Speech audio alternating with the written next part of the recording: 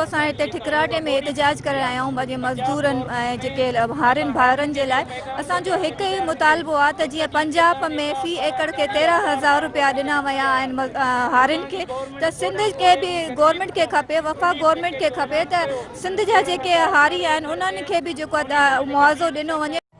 असांजो जेको रैली आहे या काफ़ी ॾींहंनि खां हले पई, असांजो इहो ई मुतालबो आहे सिंध गवर्नमेंट खां ऐं वफ़ाक़ खां त जेके जाली कंपनियूं आहिनि दवाउनि जूं या ॿिजनि जूं, उन्हनि खे फिलफौर बंदि कयो वञे ऐं जेके जाली एग्रीकल्चर ऑफिसर आहिनि उन्हनि हिन वक़्त ताईं को बि क़दम न खयो आहे, उन्हनि ख़िलाफ़ बि कार्रवाई कई वञे। गुज़ारिश आहे सिंध गवर्नमेंट खे, वज़ीर आज़म पाकिस्तान के ऐं ख़ासि करे चीफ जस्टिस ऑफ पाकिस्तान के त असांजूं जेके कोर्टूं आहिनि हिन वक़्तु इंसाफ़ ॾियनि पियूं। उन्हनि खे असांजी अपील आहे त जेका असांजी क़ौम दरबदर थी आहे, इहे जेके नाअहल ऐं किरपट ऑफिसर विहारिया विया आहिनि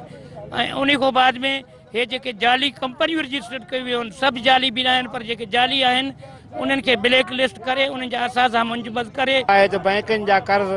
ऐं इहे जेके आहिनि सो असांखे माफ़ु कया वञनि। असां वटि बिल्कुलु बि असां एतिरा मिसकीन आहियूं जो